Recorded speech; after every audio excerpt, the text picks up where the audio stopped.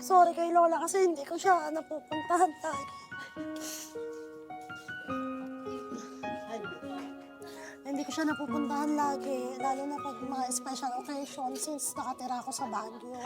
Pero thankful ako sa kanya kasi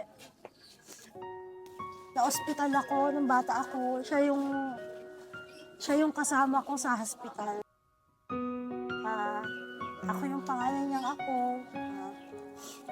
Wala akong naririnig mo ako, sorry kasi hindi kita laging nabibisita.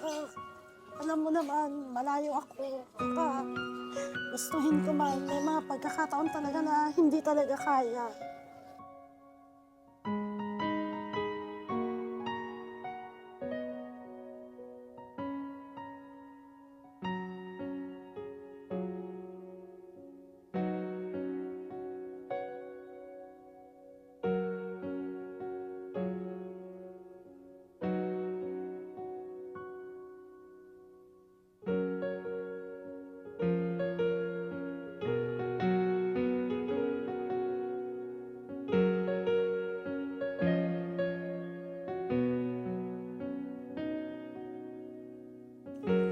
Ano lang na, sakit-sakit lang na, hindi man lang kita na kita na buhay.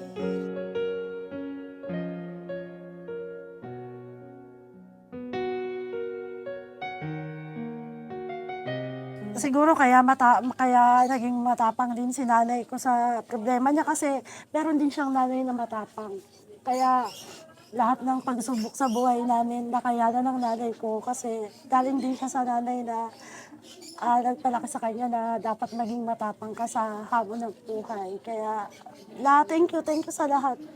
Alam ko huli na hindi mo na ako naririnig pero sorry at salamat.